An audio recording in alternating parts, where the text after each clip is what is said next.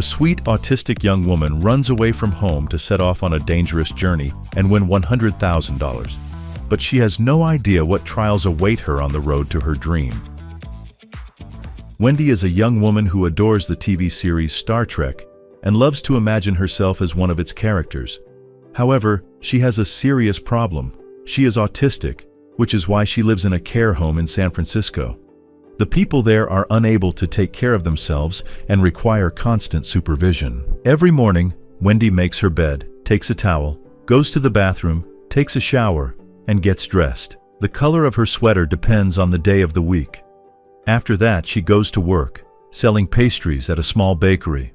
Later, Wendy walks a little dog named Pete, and in the evening she watches another episode of Star Trek, has dinner, and relaxes. Wendy has an older sister named Audrey, who recently had a baby. Unlike the protagonist, she is an ordinary woman living a completely ordinary life. One day, Wendy is watching TV and learns that Paramount Pictures is holding a contest for the best Star Trek script. The prize money is $100,000. Wendy immediately starts writing her script. After all, she is the biggest fan of the series. She has to write 450 pages while continuing to work and completing her daily routines.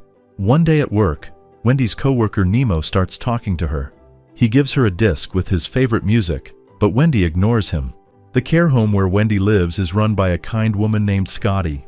Her son Sam also has mild mental health issues, so Scotty brings him to live at the facility. During a break at work, Wendy's coworkers ask her various questions about Star Trek, and she answers every single one flawlessly. The thing is, the main character hardly lives in the real world. She is constantly immersed in her fantasies.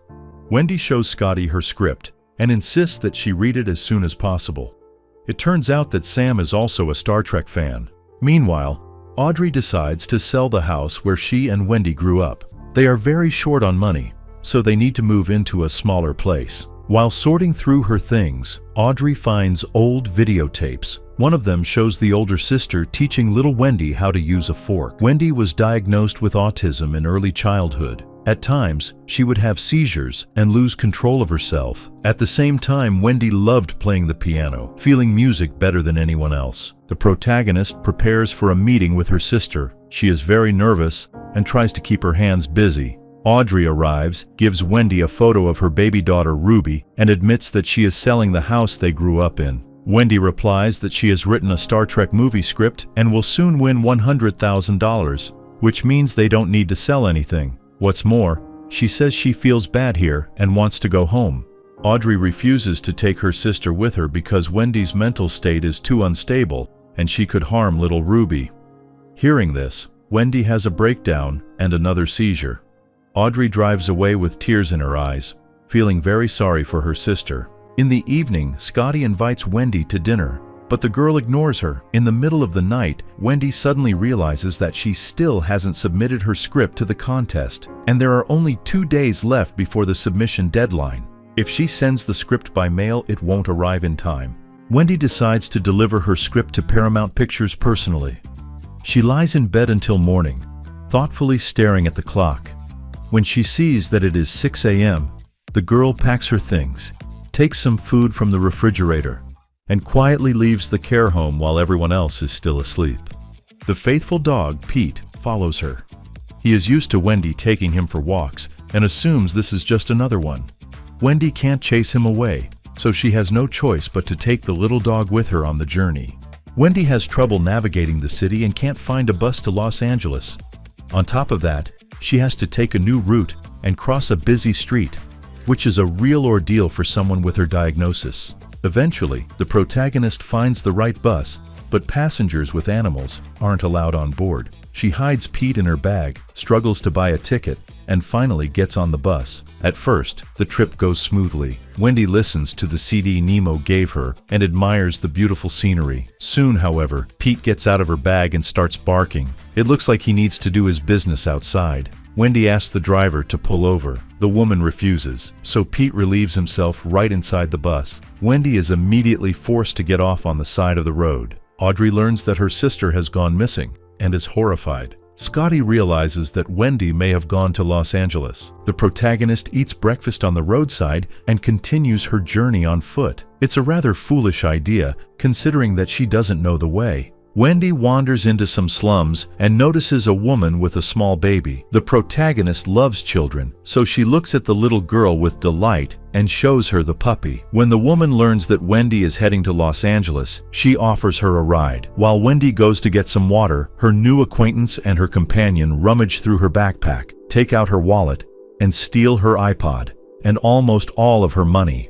What's more, they even take her notebook with important notes, though later they throw it on the ground. Wendy is in despair. She takes deep breaths so as not to have another meltdown and continues on her way. There are 230 miles left to Los Angeles. It's impossible to cover such a distance on foot in one day, or even in 3. Wendy feels unwell without her headphones and music. Loud sounds and the noise of busy streets frighten her. Meanwhile, Scotty contacts the police, and the protagonist is officially reported missing. Wendy finds a payphone. She knows she can dial 911 and emergency services will come for her. But in that case, she won't be able to deliver her script to Paramount Pictures. Wendy goes into a store and opens her wallet. There are only a few coins left. She buys some chocolate bars. The cashier says they cost $18. Hearing this, an elderly woman named Rose flies into a rage. In fact, they cost only $3. Rose talks to Wendy and realizes that she is autistic. Her grandson has the same diagnosis, so the woman knows how hard life can be for people like her. Rose decides to help Wendy. They travel together by bus to Los Angeles. Wendy talks about her script. It appears to be a story about two friends from different planets who derive a special scientific equation for a sense of humor. The bus drives along the highway at night. The passengers begin to doze off. The elderly driver also falls asleep at the wheel. As a result, the bus gets into an accident. Wendy comes to her senses in a hospital. She has a moderate concussion. Scotty learns what happened, wakes her son, and insists that he go with her. They head to Bakersfield and discuss Wendy's script on the way. Perhaps Wendy loves Star Trek so much because she is very similar to Spock. After all, he also had trouble expressing emotions. Audrey is also rushing to Bakersfield. Wendy learns that she is being transferred to another ward, but she desperately needs to get to Paramount Pictures. The girl tells an orderly that she urgently needs to use the bathroom, then hides in a small cabinet under the sink. The orderly assumes she jumped out the window and runs for help, while Wendy retrieves her backpack and bag, changes clothes, leaves Pete at the hospital, and escapes via the fire escape. Running down the stairs, she accidentally drops part of her script, but she has no time to gather the fallen pages. Soon, Scotty and Sam arrive at the hospital. They see many scattered pages on the ground. It's Wendy's script, but the girl herself is already gone. Audrey also arrives at the hospital. Alas, the police admit that they have lost her again. Wendy realizes she has too little time left to submit her script to Paramount Pictures and begins to panic again. After crying for a bit, she rereads the remaining pages and notices a copy shop nearby. There's also a trash bin filled with paper that she can use.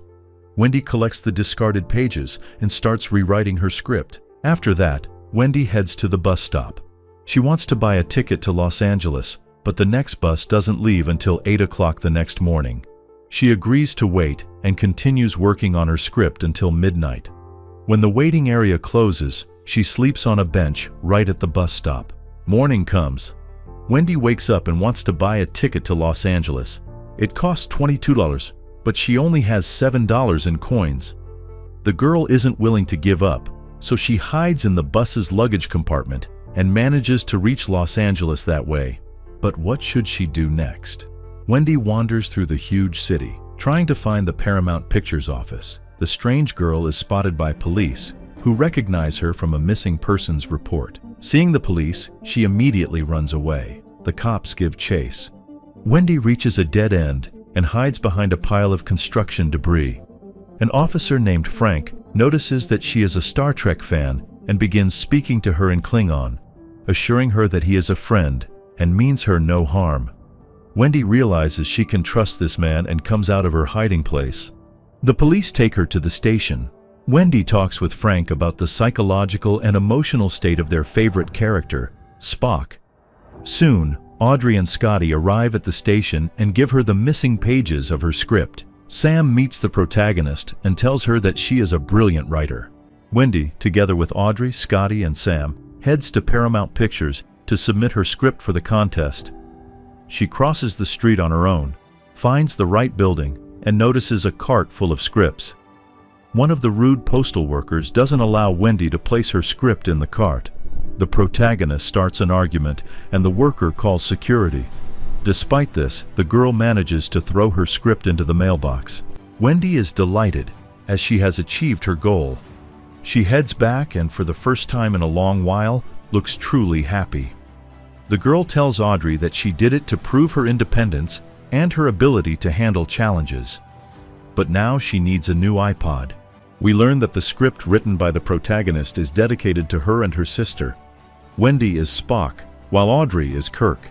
They are different, yet very close. Sometime later, Wendy receives a reply from Paramount Pictures. She didn't win the contest, but her talent was highly praised. Wendy is satisfied. After all, what she went through over these days is a real victory in itself. She has also become more sociable. Audrey invites her sister to visit. Wendy comes to her childhood home, notices her old piano in the yard, and presses a few keys. Audrey comes out of the house with baby Ruby. Wendy holds her niece in her arms for the first time. Audrey gently hugs her sister. She did a great job.